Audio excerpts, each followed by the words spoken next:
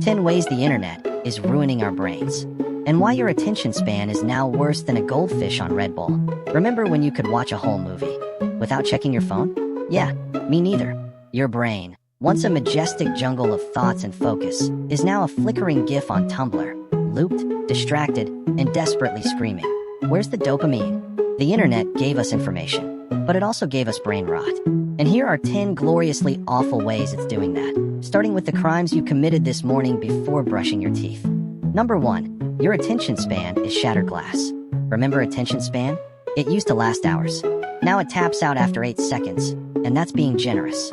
TikTok taught your brain that if something isn't funny, shocking, or dancing in 2 seconds, it's trash. So your brain? It's like a toddler with a TV remote. Skipping, twitching, never satisfied. The result? Reading a paragraph feels like climbing Everest in Crocs. And focusing on a book? You might as well be deciphering the Rosetta Stone with a nosebleed. Number 2, you forgot how to be bored. Boredom used to be the birthplace of imagination. Now, it's a crime punishable by scrolling. You wait in line, you scroll. You poop, scroll. You even scroll while watching Netflix, because one screen isn't enough. Your brain doesn't know how to sit in silence anymore. It panics. It claws at your pocket like a raccoon begging for dopamine snacks. Ironically, boredom was when your brain used to connect ideas. Now, it just refreshes Twitter for the 9th time in 4 minutes. Number 3, you think in memes now, not metaphors. Memes. You stub your toe, and your brain says, "This is fine, fired." You can't even experience emotions without picturing a reaction GIF. Anger equals that Gordon Ramsay clip. Sadness equals crying SpongeBob. Joy equals Michael Scott yelling, "No, God, please, no." The internet didn't just rewire your language. It hijacked your emotional processing system. You're not even reacting to life anymore. You're quoting it. Number 4, you're addicted to dopamine you don't even enjoy. You check your phone like it's Santa Claus, but it's just Karen posting her lunch again. Still, your brain needs that notification, that red dot, that tiny chance of a digital hug. So you keep tapping, even though it makes you feel worse. It's not joy. It's a dopamine loop, like a slot machine that pays out anxiety. You scroll, you hope, you regret, but you do it again. Number 5, you Google everything and forget everything. Why remember anything when Google is faster? What's your best friend's phone number? No clue.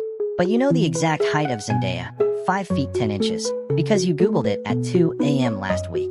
Your brain outsourced its memory. It became a glorified search bar. And the worst part?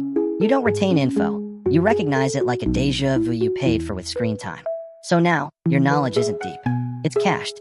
Number 6, you're emotionally invested in people who don't know you exist. You cried when your favorite YouTuber adopted a puppy. You raged when an influencer posted a breakup video. You forgave them when they apologized with pastel lighting and a ukulele. Meanwhile, your actual friends? You left them on read. Thanks to the internet, you've developed parasocial relationships. Basically, emotional one-night stands where only you caught feelings. You know their skincare routine, their birth chart, their Starbucks order. But they wouldn't recognize you if you were on fire in their driveway. And yet, when they vanish from your feed, it's a breakup, with withdrawal, and rewatching, because your brain got tricked. This wasn't just content. It was connection cosplay. Number 7, you have the memory of a goldfish on energy drinks. You watched a brilliant 45-minute documentary and forgot it existed 3 hours later. Why? Because your brain's short-term memory got wrecked by endless input. You don't consolidate knowledge. You just screenshot it and hope for the best. Half your mental storage is memes. The other half is half-read articles and Chrome tabs you'll totally read later. You've become a digital squirrel, hoarding information, but never digesting it. Your brain is bloated on trivia, but starving for wisdom. White heavy checkmark number 8. You can't argue without Googling a stranger's opinion first. You have thoughts, but before you share them, you Google, is pineapple on pizza bad? Congratulations. You've outsourced not just memory, but your entire belief system. Why form an opinion when Reddit has 3,000 of them? You don't debate. You echo. You don't analyze. You quote tweet. And when someone disagrees, you don't explore the logic. You just send a link with L plus ratio plus source. The internet didn't just kill nuance. It gave your critical thinking a blunt force lobotomy. Number 9, you experience life through a screen first. You don't watch sunsets. You film them with 12 filters. You don't laugh at jokes. You save them for later, just in case someone else needs to laugh. You live your life like a content creator with 0 followers, capturing everything, savoring nothing. And when you're actually living a beautiful, messy, imperfect moment, Your first thought is, should I post this? It's not real until it's uploaded. Your brain doesn't trust reality anymore unless there's a digital receipt. Number 10, you think you're learning, but you're actually just consuming. You watch a productivity video. You feel smart. You do nothing. You binge self-help TikToks. You nod. You change nothing. Your brain confuses input with progress. It's like buying vegetables and assuming you've eaten healthy.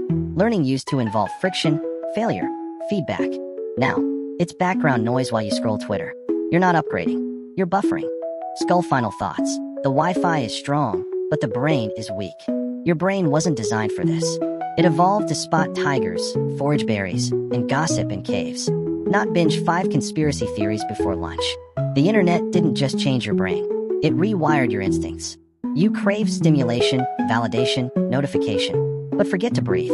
So next time your brain begs for a scroll, maybe give it silence. Let it suffer. Let it think. And who knows? Maybe, just maybe, you'll remember your best friend's birthday without Facebook reminding you. Or not. Either way, subscribe before your brain refreshes this page and forgets it ever happened.